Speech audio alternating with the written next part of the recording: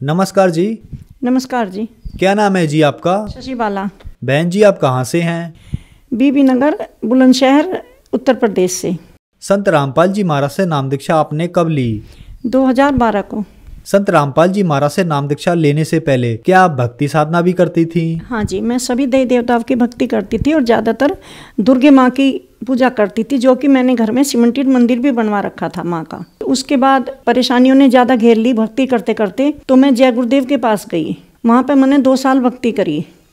वहाँ से मुझे कोई भी लाभ नहीं मिला, यानी कि उनकी दर्शन करने के लिए 500 रुपये तो दर्शन सेवा थी। उसके बाद मैं आसाराम के पास गई, वहाँ से भी मुझे कोई लाभ नहीं मिला। बहन जी, क्या परेशानियां थी? आप किस कारण से संत रामपाल जी महाराज की शरण में आए, विस्तार से बताइए। भैया, मुझे जिंद परेशानी थी, जिसे भूत व्याधा कहते हैं। मेरे से पहले वो मेरी सास को थी। वो सास पे परेशानियां बहुत आती थी, रोती थी, वे अंधी कर दी थी इन चीज़ों ने। बहुत सारे, जैसे हमारे समाज में देवता बोलते हैं पितरों को, उनके स्थान बनवा रखे थे कि मतलब मेरे पितर दुखी कर रहे हैं मुझे। कभी वे गंगा स्नान जाती थी, कभी वे मतलब कथा करवाती थी, बहुत ही इन ड्रामों में पड़ी रहती थी। तब मैं इन चीज़ों पर विश्वास नहीं करती थी, लेकिन जब वे रेल एक्सीडेंट से एक्सपायर हो गई, उन चीज़ों ने मतलब उनको वे ख़त्म कर दी। तो उसके बाद मुझे ये चीज़ मेरे ऊपर आ गई, जैसे कि रोना बहुत ज़्यादा, कई के घंटे, गुस्सा, उठा नहीं जाना, कई के दिन खाना नहीं खाना। और इस रोने में मेरे मतलब सिर में भी दर्द नहीं होता था। और जो बराबर से हमारे घर के नज़दीक से निकल के जाते थे, वो ये बोलते थे कि आज शशि बाला रो नहीं रही। इतनी मैं परेशान थी। 15 साल सभी भक्तों के, सियानों के, सभी के पास, डॉक्टरों के, सभी के पास मतलब लिए फिरे, लेकिन कहीं से मुझे कोई फ़ायदा नहीं हुआ। इस बीच में मेरे बेटे को भी यही परेशानी थी। जैसे गाड़ी चलाता था तो कहता था कि पापा, मेरे अंदर से कोई ये कह रहा कि इस पेड़ में टक्कर मार दे।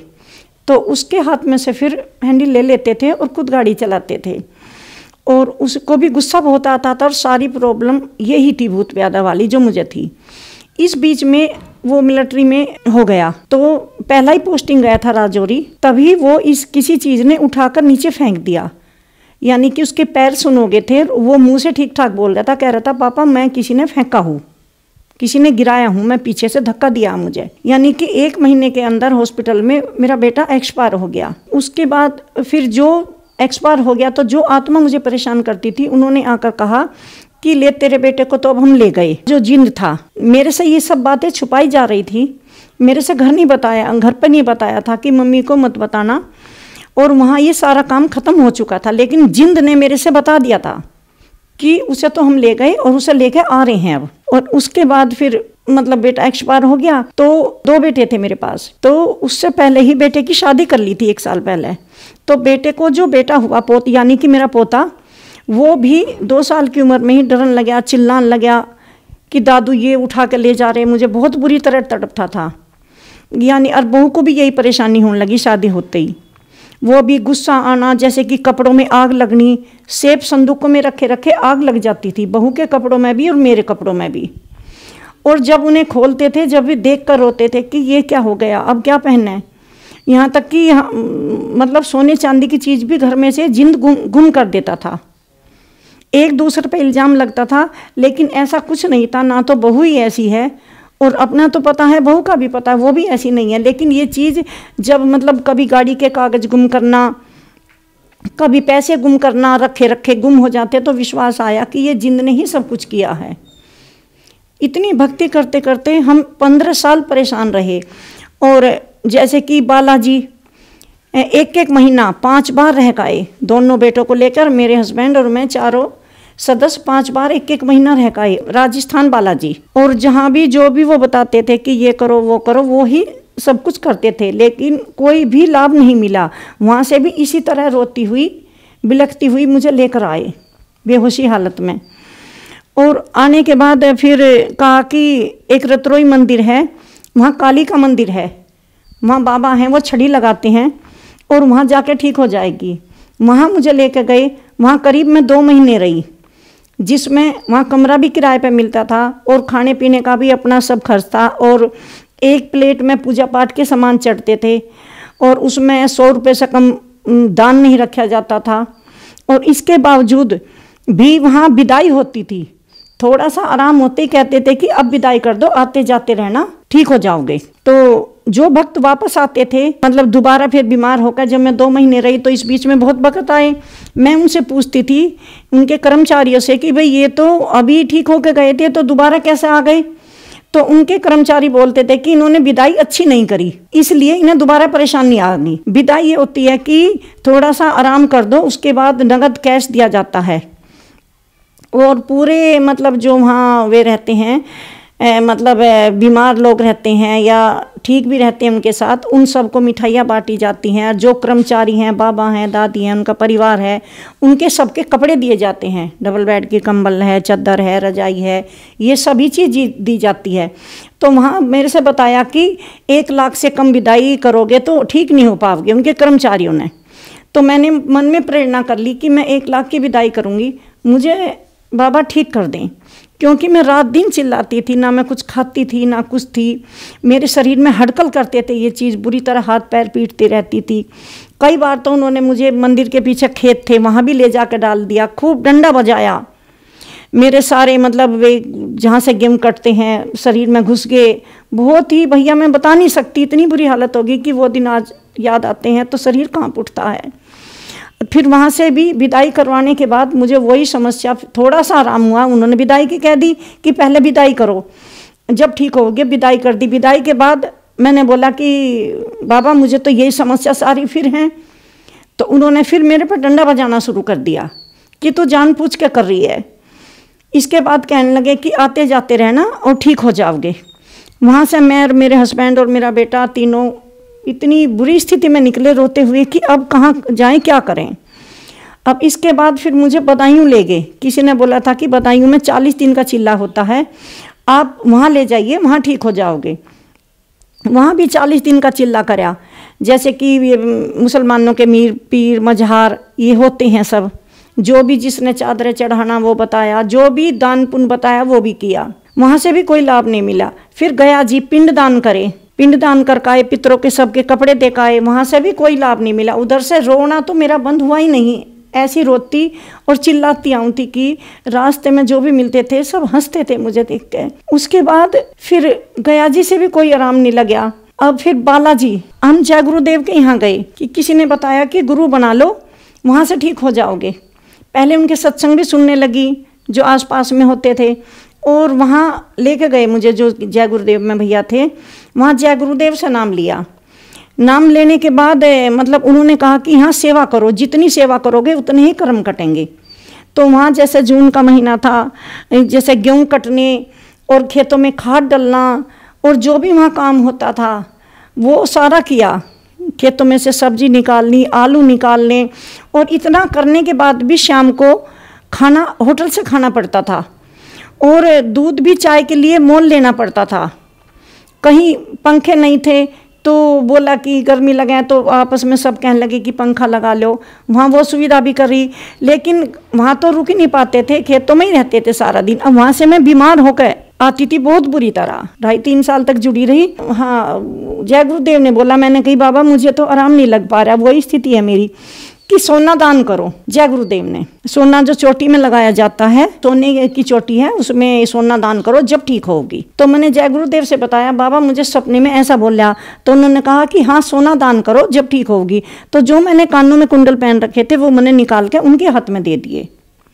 उससे भी मतलब किसी तरह का कोई मुझे फर्क नहीं पड़ा। यहाँ तक कि मैं घर आकर मुझे 20-20 बोतल ग्लूकोज की लगती थी, इन्फेक्शन बन के आता था गर्मी की वजह से, और सारे इस पूरा शरीर मतलब इतनी तरह छाले हाथों में पैरों में। कहते थे कि चप्पल उतार के गेहूं काटो, तो चप्पल उतार के भी गेहूं काटी नंगे पैर। तो बहुत ही बुरी हालत में होकर आई, लेकिन कहीं से कोई भी लाभ नहीं मिला। जय गुरुदेव की जो दर्शन सेवा होती थी वो 500 रुपये में होती थी। अगर किसी के पास 500 रुपये नहीं है तो वो सेवा नहीं कर पाएगा। जब वहां से मुझे लाभ नहीं मिला, फिर किसी ने बताया कि आसाराम के पास जाओ। आसाराम जी के पास गई, वहां से भी कोई लाभ नहीं मिला। वहां भी मैं 2 साल तक रही, यानी कि 1 साल तो मैंने मंदिर की परिक्रमा लगाई। हर पूर्णिमा को बताते थे कि परिक्रमा लगाओ तब ठीक होगी। हर पूर्णिमा को परिक्रमा लगाई, और दान पुण्य भी जैसा भी जिसने बताया सत्संग वगैरह भी सब करवाती थी, लेकिन वहां से भी कोई भी लाभ नहीं मिला मुझे। मैं वहां 1 लाख की विदाई रतरोई मंदिर में, जो काली का मंदिर था, वहां 1 लाख की विदाई करवाई थी उन्होंने, कुछ आराम नहीं मिला। वहां से इसी तरह रोती हालत में उन्होंने साफ बोल दिया कि जाओ अब यहाँ कुछ नहीं होगा, आते जाते रहना। इस बीमारी में कम से कम 15 लाख रुपया, इस बीमारी में 15 लाख रुपया हम लगा चुके थे, लेकिन कहीं से कोई भी राहत नहीं मिली, बढ़ती ही चली गई। इस बीच में बेटे की नौकरी भी लग गई और बेटा ले भी लिया, और सास भी एक्सपायर पहले ही हो गई थी, बहू पे भी यही परेशानियां आ गई। मतलब भक्ति करते करते पूरे घर में दुखों का कहर टूट गया, और घर में सेब संदूकों में रखे हुए कपड़ों में बुरी तरह आग लगने लगी। तो फिर आप संत रामपाल जी महाराज की शरण में कैसे आई? हमारे एक मिलने वाले थे, मैं सुबह सुबह घूमने गई थी, तो वे मिली थी। उन्होंने कहा कि आप वहाँ चली जाओ, बरवाला आश्रम, संत रामपाल जी महाराज भगवान आए हुए हैं, क्योंकि वे जा चुकी थी वहाँ। तो उन्होंने मुझे ज्ञान गंगा दी। अब मैंने वो ज्ञान गंगा पढ़ी, तो उसमें भक्तों के करिश्मे भूत व्याधा के लिखे तो सभी तरह के थे, लेकिन भूत व्याधा के तो बहुत ही ज़्यादा लिखे थे। तो उनसे मुझे विश्वास हुआ, और भगत जी कहीं के लिए भी कहते थे, मना नहीं करते थे कभी भी। तो जब मुझे बरवाला संत रामपाल जी महाराज के आश्रम में लेके गए, वहाँ जाने के बाद भी मतलब मैं जो बाथरूम में जाके नहाई तो मेरे कपड़े जल गए, यानी कि आधा कुर्ता आगे से आधा पीछे से। अब मैं उन्हें इकट्ठे कर पकड़ के चल रही थी। एक भक्तमती बोली कि बहन आप पे कोई जिंद प्यादा तो नहीं है? मैं कहा हाँ वही है बहन। उन्होंने कहा इन कपड़ों को उतारना मत, संत रामपाल जी महाराज को ऐसे ही दिखाना जब आप दर्शनों के लिए जाओगी। अब मैं वहाँ गई तो मेरी रोने चिल्लाने की आवाज़ तो इतनी तेज़ थी कि शायद हो सकता है आश्रम से बाहर भी जाती हो, क्यों बहुत ही तेज़ आवाज़ बताते हैं। तो उस बीच में मुझे होश नहीं रहता था।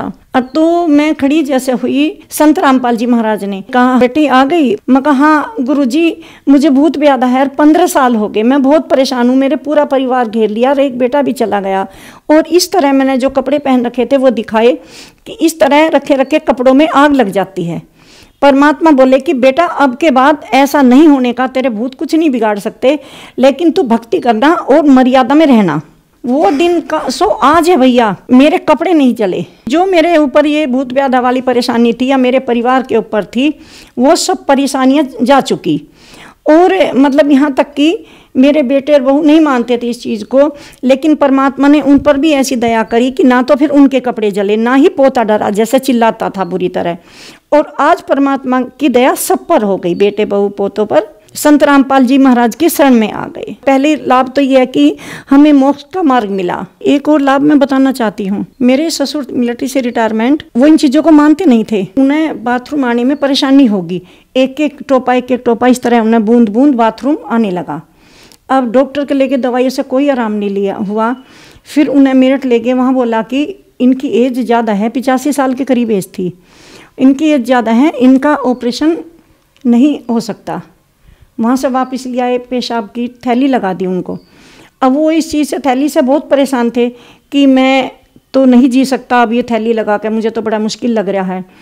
अब फिर मैं उनसे बोली कि पापा जी एक काम करो, आप पूजा स्थल पर संत रामपाल जी महाराज से दंडवत करो और बोलो कि अगर मेरा ऑपरेशन हो गया तो मैं आपकी शरण में आ जाऊँगा।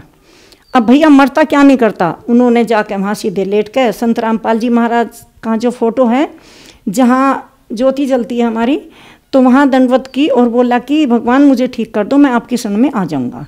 अब वे फिर दोबारा उसी डॉक्टर के ले गए। डॉक्टर कहने लगे कि हाँ कौन कहता है ऑपरेशन नहीं होगा, ऑपरेशन तो हो सकता है, ठीक हो जाएंगे। इन्होंने बोला कि मेरे हस्बैंड ने कि आपने कहा था कि हाँ कहा तो मैंने था, लेकिन ये तो चमत्कार है।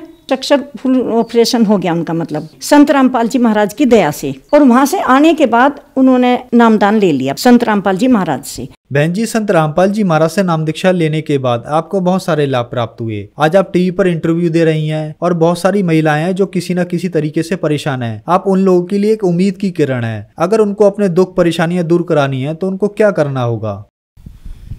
मैं सभी भक्त बहन भाइयों, छोटे बड़ों बच्चों से हाथ जोड़कर प्रार्थना करती हूँ कि धरती पर परमात्मा आए हुए हैं, संत रामपाल जी महाराज परमात्मा हैं, पूर्ण परमात्मा है। वे हर दुख का निवारण कर सकते हैं। क्यों मुझ दुखिया के साथ मैं बिल्कुल दुखी हो चुकी थी, हिम्मत हार चुकी थी, कहीं से कुछ नहीं हुआ था। पहले ही आशीर्वाद में संत रामपाल जी महाराज ने मेरा दुख निवारण कर दिया। और ना ही परमात्मा कुछ मतलब पैसा मांगते हैं, वहाँ तो फ्री में खाना है, सोना, रहना और तेल साबुन सभी कुछ फ्री मिलता है और निःशुल्क नाम दीक्षा मिलती है, संत रामपाल जी महाराज देते हैं। और इतना भोजन हम अच्छा घर भी नहीं कर सकते जितना आश्रम में मिलता है, जिसका कोई पैसा नहीं है। और मेरी हाथ जोड़कर सभी से यह विनती है कि अपना मोक्ष कराना है और दुखों से बचना है। क्यों हर घर में दुखों के पहाड़ टूट रहे हैं, किसी की बेटी जा रही है, किसी का बेटा, किसी का दामाद। अगर दुखों से बचना है तो संत रामपाल जी महाराज की शरण में आइए। सुख तो ये तो होंगे ही, लेकिन मोक्ष मिलेगा आपको। संत रामपाल जी महाराज की शरण में कैसे आ सकते हैं? चलन पे शाम को सत्संग आता है, उसके नीचे पीली पट्टी चलती है जिनमें नंबर दिए हुए हैं। उन नंबरों पर कांटेक्ट करें। हर डिस्ट्रिक्ट में संत रामपाल जी महाराज के आश्रम खुले हुए हैं। जो आपके नज़दीकी केंद्र पड़ता हो उसमें जाकर आप नाम दीक्षा लिए और अपना कल्याण कराइए। धन्यवाद जी। सत साई।